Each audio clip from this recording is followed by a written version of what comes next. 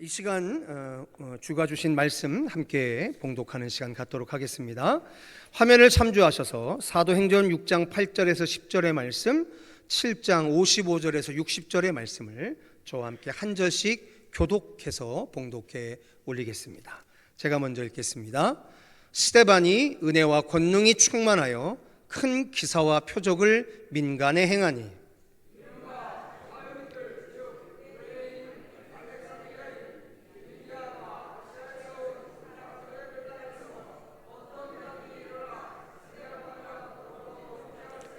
스데반이 지혜와 성령으로 말함을 그들이 능히 당하지 못하여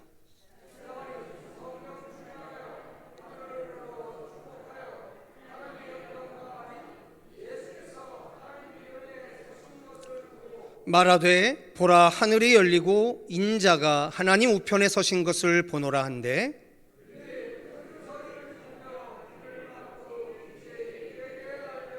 성 밖으로 내치고 돌로 칠세 증인들이 옷을 벗어 사울이라 하는 청년의 발 앞에 두니라.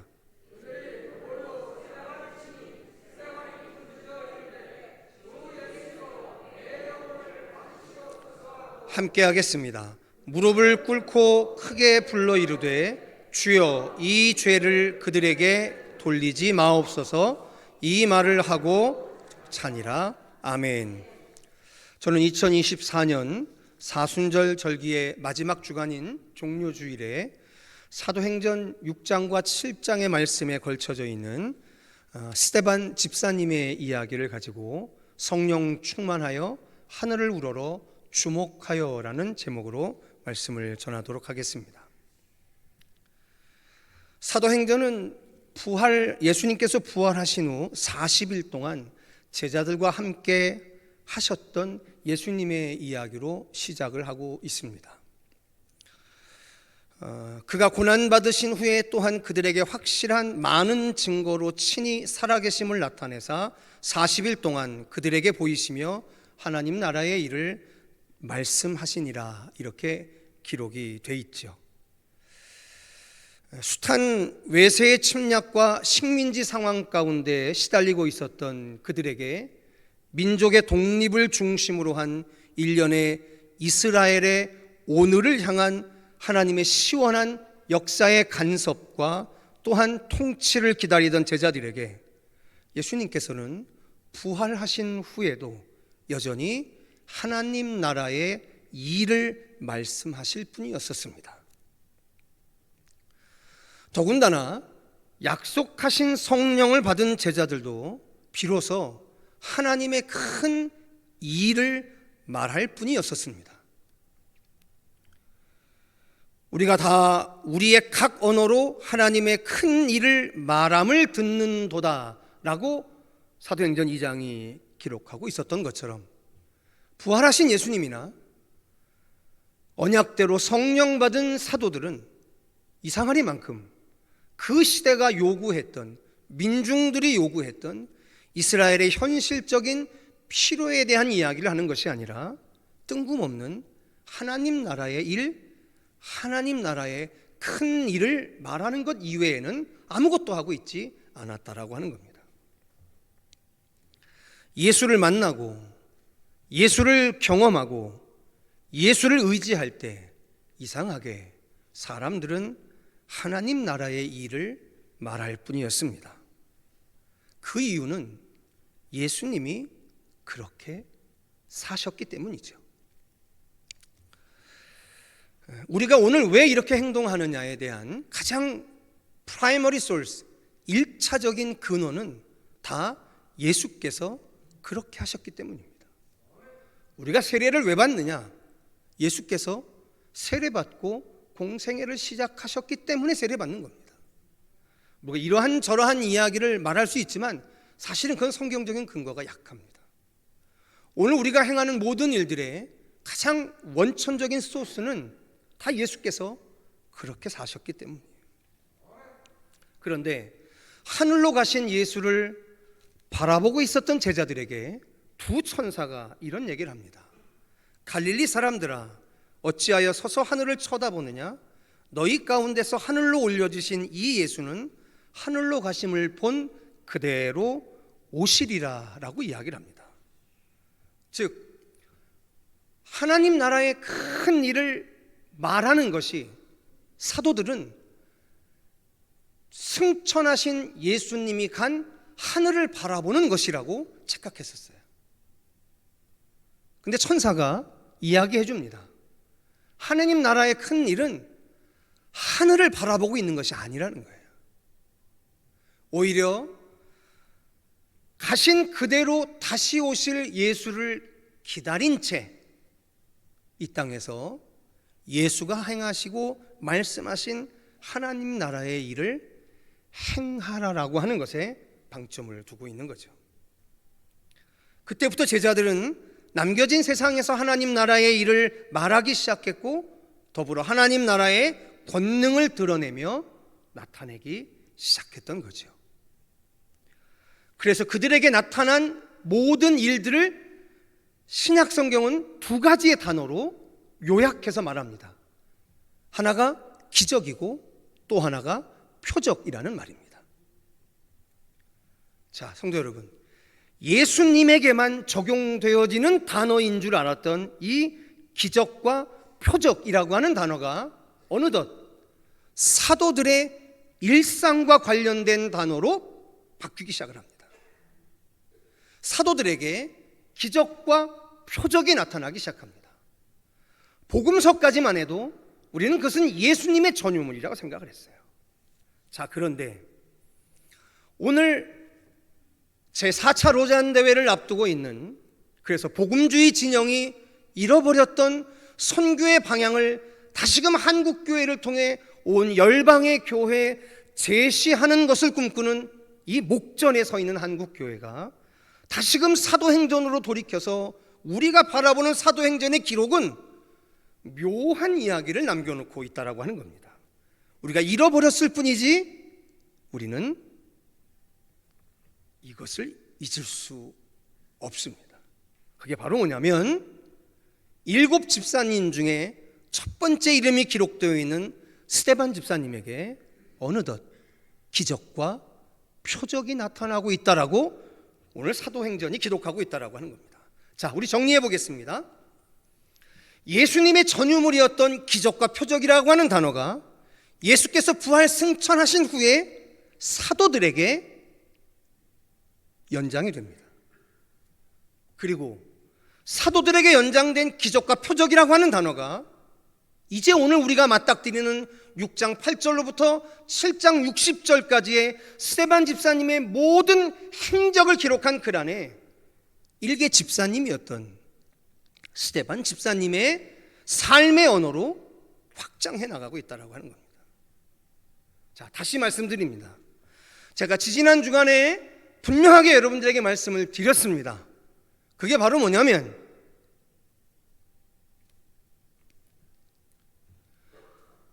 스데반 집사님은 방금 전 우리가 보았던 사도들이 행하고 있는 일들을 고스란히 행하고 있더라는 거예요. 그래서 지금도 로마 가톨릭은 여기에 나와 있는 집사라고 하는 단어가 잘못 번역됐다. 이유가 뭐냐? 이 땅에 우리 교회만이 집사라는 직분을 가지고 살아가는 사람들이 얼마나 많습니까? 그런데 성경에 기록되어 있는 이 스데반 집사님의 이 행위가 오늘 우리 교회의 집사님들, 한국교회 집사님들이 살아가는 모습과 이렇게 괴리가 있는데, 이 성서가 말하고 있는 집사가 오늘 우리가 얘기하는 그 집사가 맞냐? 아니다라고요. 그래서 로마 가톨릭은 여기에 나와 있는 7 집사를 뭐라고 공식적으로 번역을 해놓냐면 부제라고 번역을 합니다. 즉 사제를 도와 1년 후에 사제가 될, 즉 우리 개신교를 이야기하면 전도사급에 있는 사람들, 즉 부제라고 번역을 해요. 근데 저는 반대합니다. 그리스도 개신교는 이 해석을 반대하는 거예요. 우리는 그 해석을 동의할 수 없어요. 오늘 이 시대의 한국교회와 특별히 우리 교회 집사님들이 지금 스데반 집사님처럼 살아가지 못한다라고 해서 집사라는 단어가 가지고 있는 본래적인 성경의 뜻을 부정하고 자꾸만 꼬리 자르기를 한다? 예, 그거 더 나쁜 짓이에요.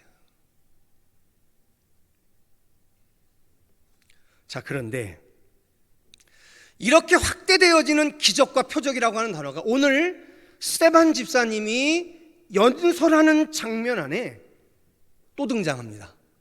다 같이 읽진 않았지만 7장 36절로 38절의 말씀을 화면을 참조하셔서 함께 읽어보시도록 하겠습니다. 함께 읽겠습니다. 시작.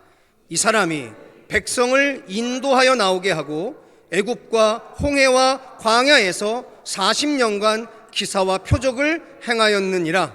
이스라엘 자손에 대하여 하나님이 너희 형제 가운데서 나와 같은 선지자를 세우리라 하던 자가 곧 이 모세라.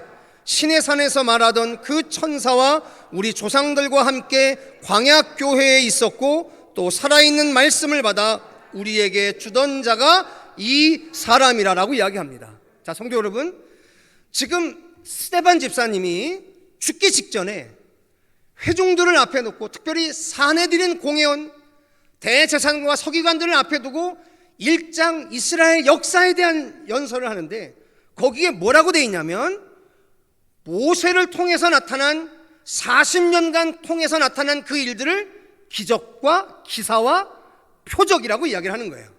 자, 그러면 우리가 우리 성서가 일관되게 이야기하고 있는 기적과 표적 혹은 기사와 표적이라고 하는 단어가 어떻게 승계되어 왔는지 정확하게 기억할 필요가 있다는 거예요. 그 첫 번째가 누구냐? 여러분 잘 아시는 모세였었어요. 모세를 통해 40년 동안 나타났던 모든 일들을 성서는 뭐라고 기록하고 있냐면 기사와 표적이라고 이야기해요. 예수님을 통해서 이 땅에 하나님의 나라를 보여주기 위해 나타났던 모든 일들에 대하여 뭐라고 이야기하냐면 성경은 기사와 표적이라고 이야기해요. 사도들을 통해서 나타난 모든 일들을 향해 뭐라고 성경은 이야기해요? 기사와 표적이라 이야기해요.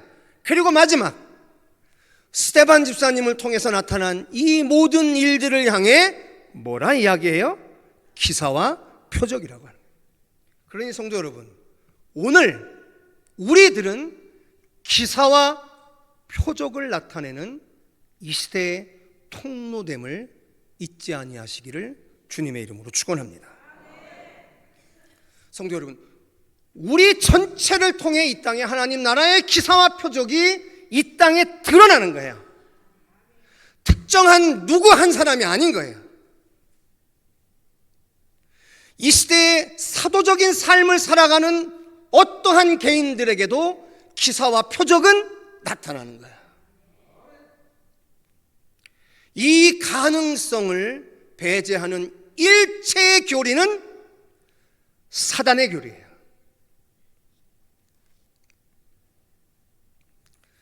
자, 그리고 이제 우리가 한 가지 바라봐야 할 것이 있어요.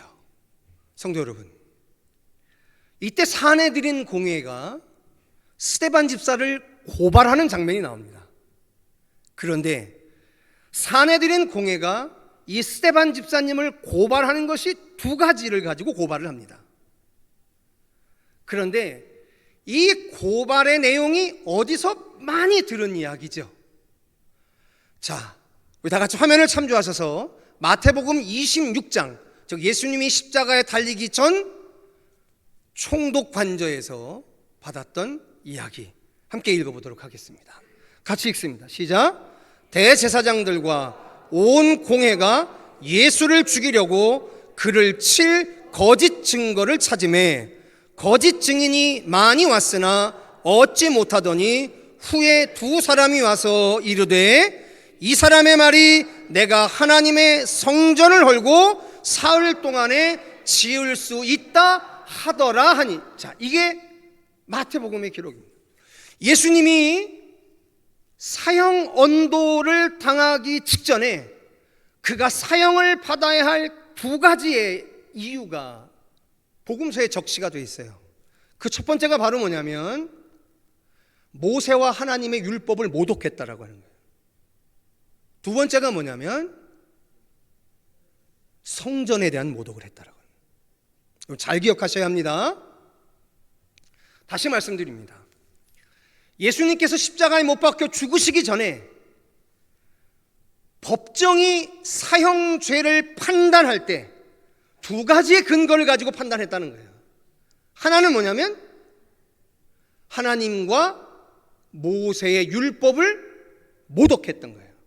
두 번째는 성전을 모독했다는, 이 두 가지예요. 그런데 오늘 스데반 집사님이 사내들인 공회에서 돈 주고 거짓 증언하는 사람들에 의해서 고발당하는 장면이 나오는데, 그 고발당하는 장면이 지금 여러분들이 읽으신 예수님에 대한 기록과 똑같이 오버랩이 되고 있는 거죠. 그 두 가지의 이유가 뭐냐? 스데반 집사가 뭘 하고 있다? 모세의 율법과 하나님을 모독하고 있다라고 하는 거고, 두 번째는 성전을 모독하고 있다라고 하는 거예요. 이게 참 중요한 이야기입니다. 자, 성도 여러분, 도대체 예수님은 모세의 율법, 하나님의 율법을 어떻게 모독한 걸까요? 보실래요? 화면을 참조하셔서 마태복음 보겠습니다. 같이 읽겠습니다. 마태복음 5장 21절에 죄송합니다. 5장이 아니죠. 같이 읽어보겠습니다. 시작. 옛사람에게 말한 바 살인하지 말라. 누구든지 살인하면 심판을 받게 되리라 하셨다는 것을 너희가 들었으나 나는 너희에게 이르노니 형제에게 노하는 자마다 심판을 받게 되고 형제를 대하여 라가라 하는 자는 공회에 잡혀가가 되고 미련한 놈이라 하는 자는 지옥불에 들어가게 되리라. 여기까지 잠깐만요. 자, 21절은 모세의 율법이죠. 즉 살인하면 심판을 받는다는, 이게 모세의 율법이죠. 그런데 예수님에 의해서 갱신된 율법은 뭐냐면 살인하는 것으로 심판받는 것이 아니라 뭐 하는 것으로? 욕하고 비난하는 것으로 심판받는 것이다. 자, 두 번째 보겠습니다. 27절과 28절입니다. 같이 읽겠습니다. 시작. 또 간음하지 말라 하였다는 것을 너희가 들었으나 나는 너희에게 이르노니 음욕을 품고 여자를 보는 자마다 마음에 이미 간음하였느니라 라고 합니다. 27절은 모세의 율법이고 28절은 예수에 의해서 갱신된 율법인 거죠. 마지막 한 가지 더 보겠습니다. 시작. 또 일렀으되 누구든지 아내를 버리려거든 이혼 증서를 줄 것이라 하였으나 나는 너희에게 이르노니 누구든지 음행한 이유 없이 아내를 버리면 이는 그로 간음하게 하며 또 누구든지 버림받은 여자에게 장가드는 자도 간음함이니라. 이겁니다. 31절은 모세의 율법이고 32절은 예수에 의해서 갱신된 율법인 거죠. 자, 이것이 경건한 유대인들에게 선언되어졌을 때 사람들은 이걸 뭐라고 얘기했냐면 모세의 율법을 모독하는 것이다. 모세에게 율법은 하나님의 율법을 모독하는 것이다 라고 여겼던 거라는 거예요.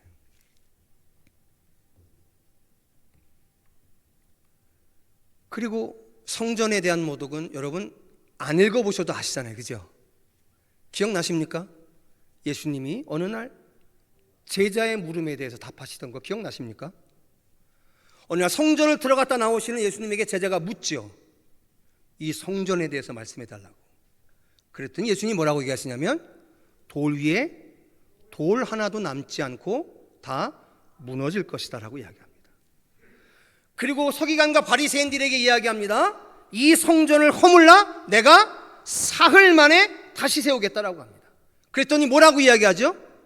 우리가 47년이 걸려서 지은 이 성전을 네가 사흘 만에 다시 짓겠다라고 이야기하느냐. 이것이 예수님이 저지른 그들이 이야기하는 성전에 대한 모독이었던 거예요. 자, 그런데 성도 여러분, 지금 스데반 집사님이 사내들인 공회에서 순교를 당하기 직전에 돈을 받고 거짓 증거를 하는 사람에게 일방적으로 고소당하는 두 가지 항목이 예수님이 십자가에 못 박히기 전에 당했던 그 고발의 제목과 똑같다라고 하는 겁니다. 성도 여러분, 사도행전은요, 이상하리만큼 거의 신경질적인 강박관념을 가지고 사도들의 이야기, 집사들의 이야기, 맨 끝을 장식하는 사도 바울에 대한 이야기들을 다 어떻게 몰고 가냐면 예수와 동일한 행동과 동일한 말을 했던 사람들에 대한 이야기로 끌고 가고 있어요. 그래서 여러분, 우리가 수요 밤 예배를 왜 수요 새 예인 예배라고 하는 별칭을 가지고 표기하기 시작했냐면, 왜 사도행전이 베드로 사도로부터 시작해서 사도 바울이라고 하는 인물의 기록으로 끝이 날까에 대한 질문에 대한 대답이었던 거죠. 왜 사도 바울이었을까? 그래서 우리는 사도행전을 끝까지 읽어가면서 한 가지 보게 된 것이 있었습니다.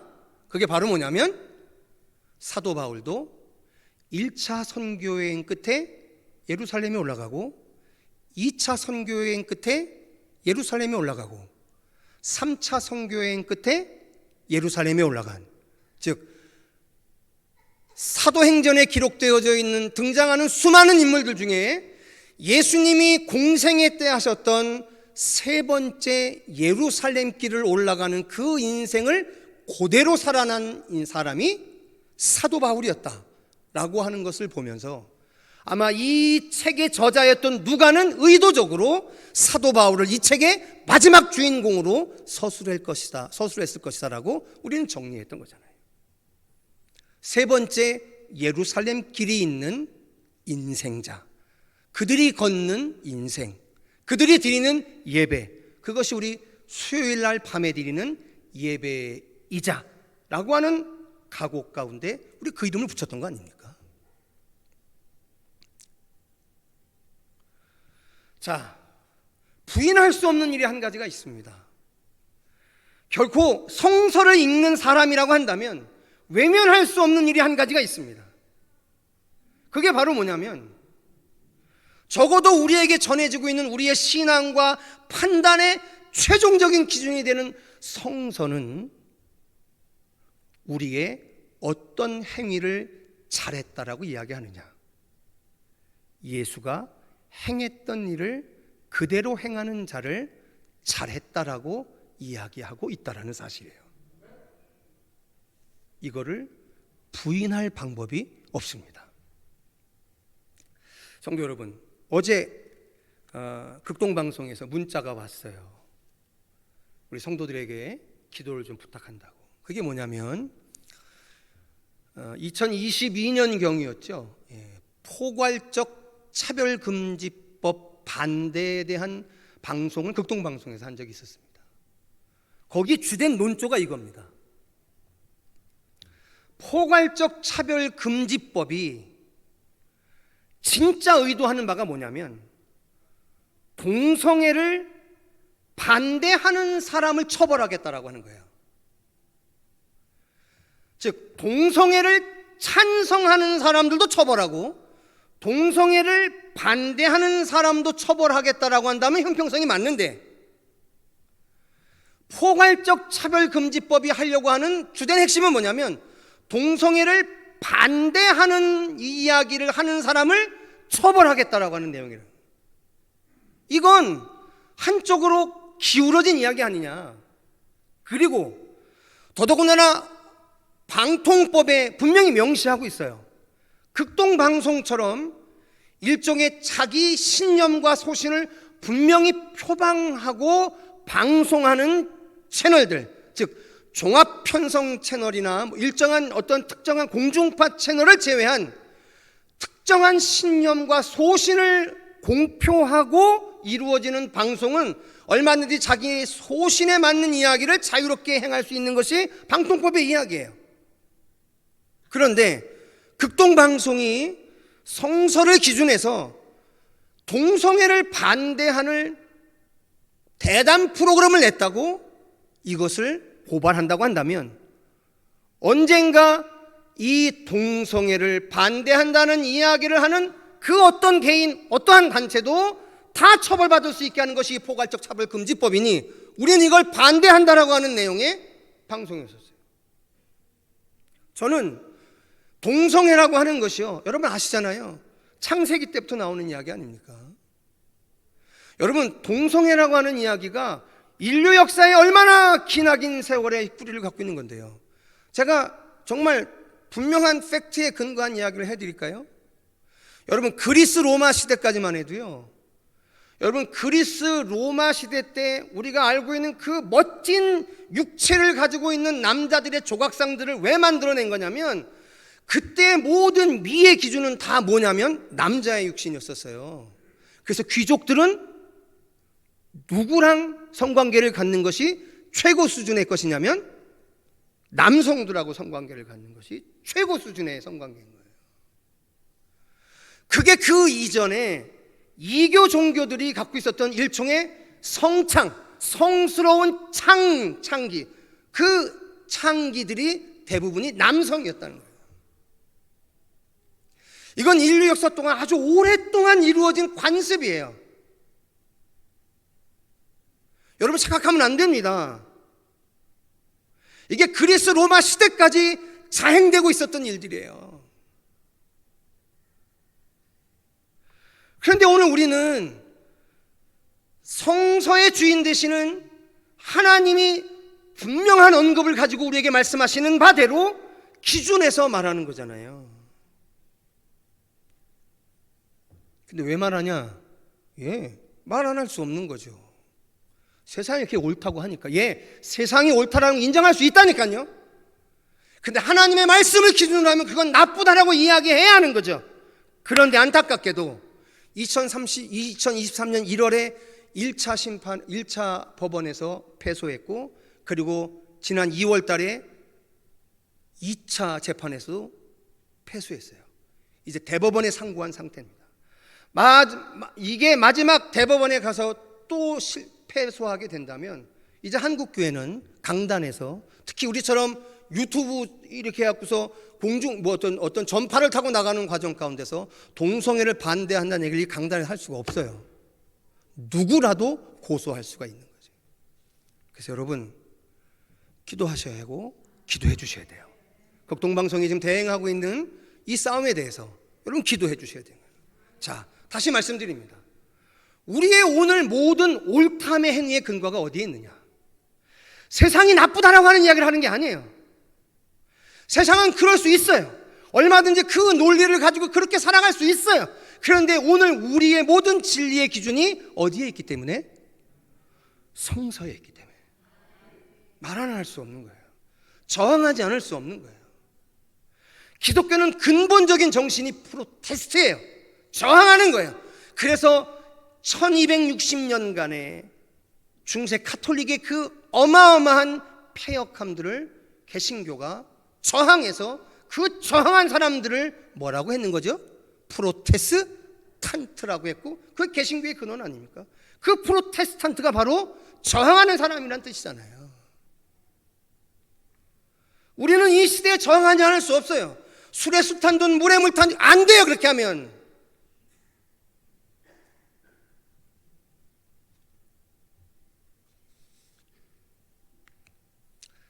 근데 성도 여러분, 이제 스데반 집사님의 마지막을 좀 보려고 해요. 그리고 그 마지막은 제가 이제껏 쭉 이야기해드렸던 그 연장선 속에서 이것이 어쩌면 오늘 우리의 마지막 모습이어야 하는지도 모르겠다는 거예요.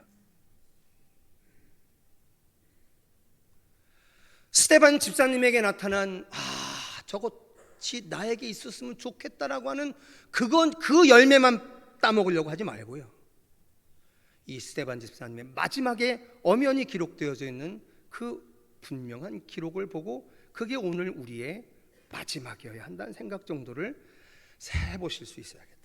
우리 다 같이 55절로 60절의 말씀을 다시 한번 보도록 하겠습니다. 55절로 60절입니다. 시작. 스데반이 성령 충만하여 하늘을 우러러 주목하여 하나님의 영광과 및 예수께서 하나님 우편에 서신 것을 보고 말하되, 보라, 하늘이 열리고 인자가 하나님 우편에 서신 것을 보노라 한데, 그들이 큰 소리를 지르며 귀를 막고 일제히 그에게 달려들어 성 밖으로 내치고 돌로 칠세 증인들이 옷을 벗어 사울이라 하는 청년의 발 앞에 두니라.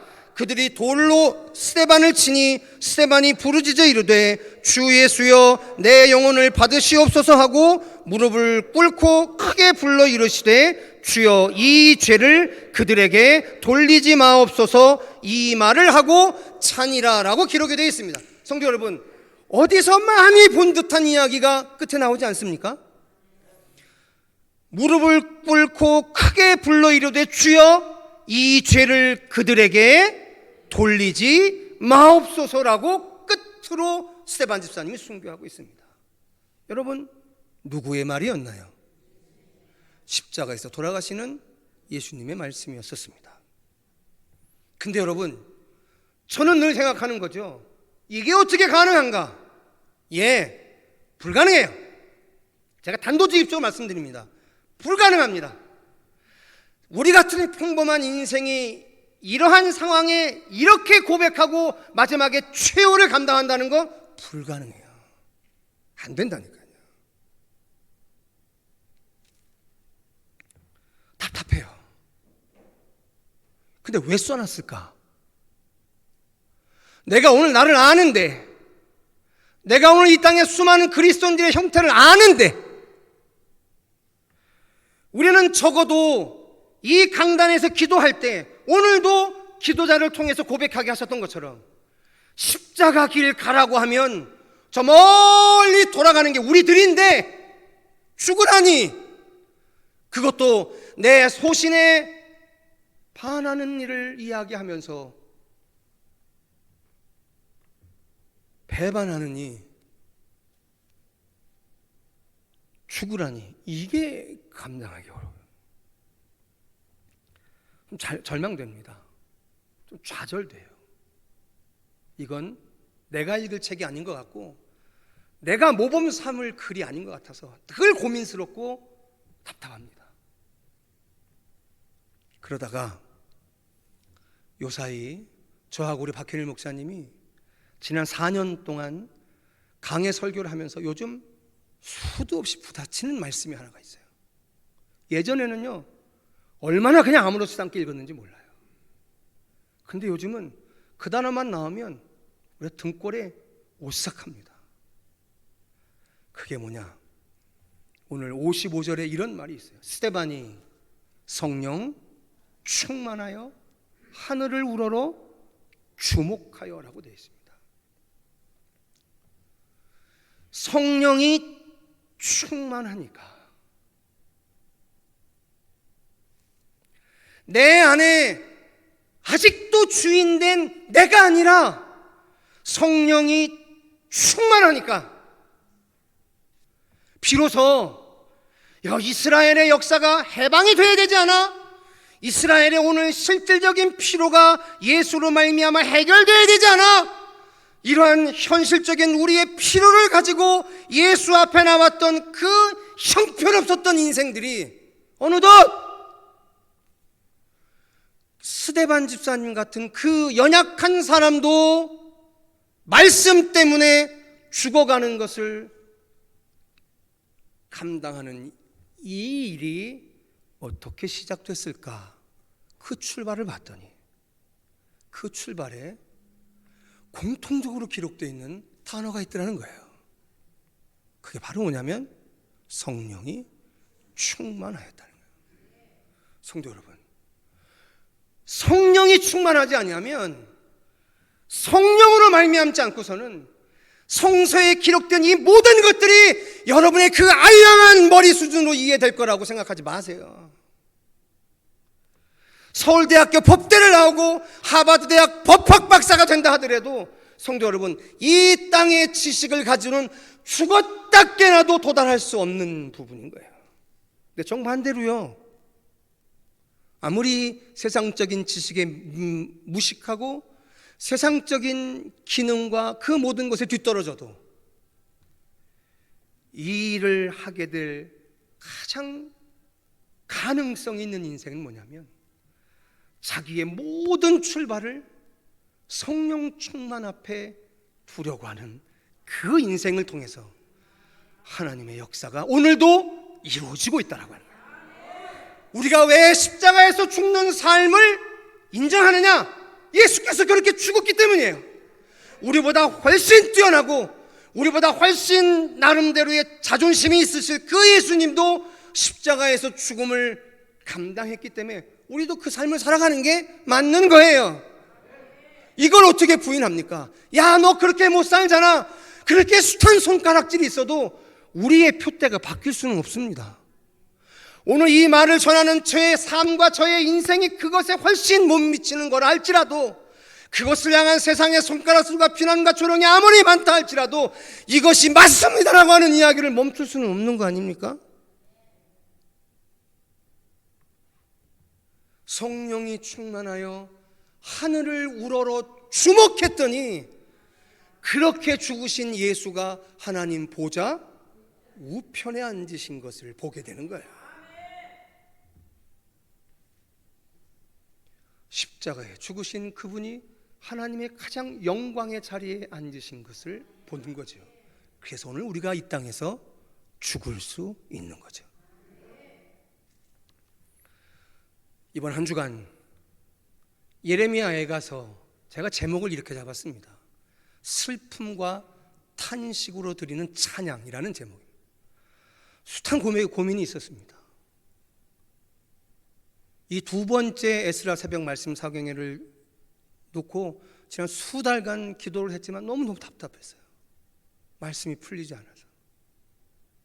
지난 주간 월요일 날 깊이 저녁에 나와서 기도하는데 하나님이 나에게 이 마음 주셨습니다. 야, 너 언제까지 슬픔, 탄식, 이게 찬송과 정반대에 있는 단어라고 이야기할 거냐? 깜짝 놀랐어요. 그리고 다시 성경을 보기 시작했고 다시 기도하기 시작했습니다. 그랬더니 이제 알겠어요. 우리는 슬픔과 탄식이 슬픔과 탄식이라고 제껴놨어요. 그리고 항상 슬픔과 탄식은 이것을 디딛고 일어나 찬양하는 거라 생각했어요. 그런데 그러기에는 너무도 많은 슬픔과 탄식의 이야기가 성경 곳곳에 기록이 되어 있었어요. 그래서 비로소 내가 고백하지 않을 수 없었습니다. 슬픔과 탄식으로 드리는 찬양이 있구나. 이 말씀 가지고 일주일간 여러분들과 새벽을 깨우려 합니다. 성도 여러분, 말씀 앞에 서야 해요. 말씀 앞에 서지 아니하면 벗어나게 돼 있어요. 종료주일의 한 주간 기간 동안에 우리 안에 스데반 집사님의 마지막 결기처럼 성령 충만하여 오직 하늘을 우러러 주목하게 되는 놀라운 은혜가 있기를 주님의 이름으로 축원합니다.